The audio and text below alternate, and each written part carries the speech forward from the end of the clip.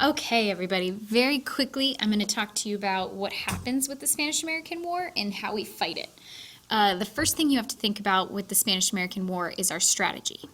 Spain is right here, for those of you who can't see it, and the United States is here, with Cuba being this long orangey pinky line.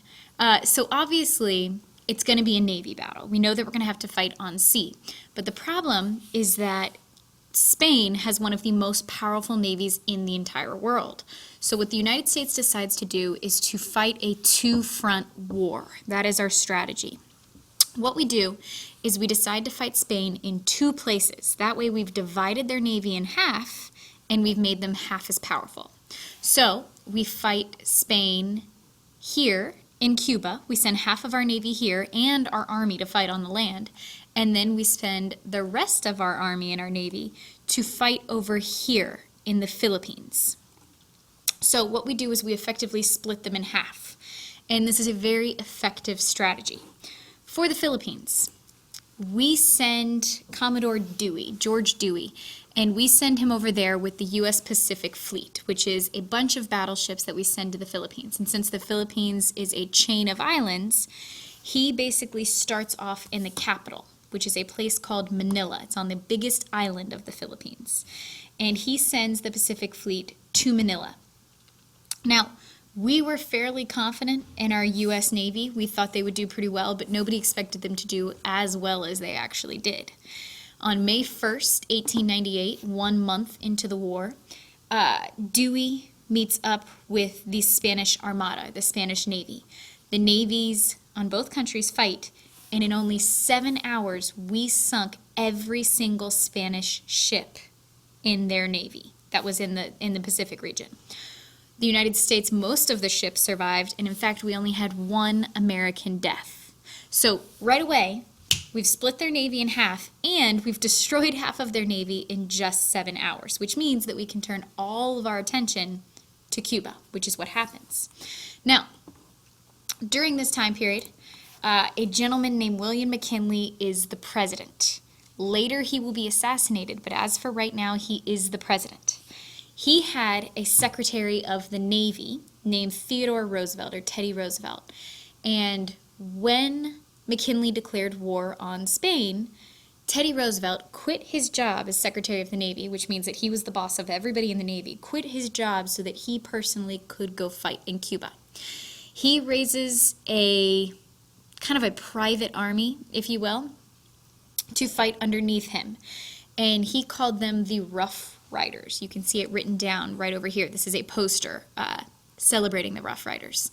And what he did was he basically gathered gentlemen who may have been too old to fight in the normal army, and they fought underneath him. And it's a group of farmers and soldiers and volunteers who all fought directly for him.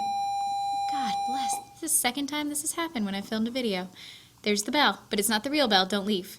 And they were very successful and famously won one battle called the Battle of San Juan Hill. The Battle of San Juan Hill strategically is important only because it kind of was a moral victory for the Americans, and it made the Spanish feel bad. And also it's a victory because we got the highest hill in San Juan, which meant that if you're based up top, you can see everything that's going on and everything that your enemy is doing, and it's a lot easier to protect the high ground than it is the low ground.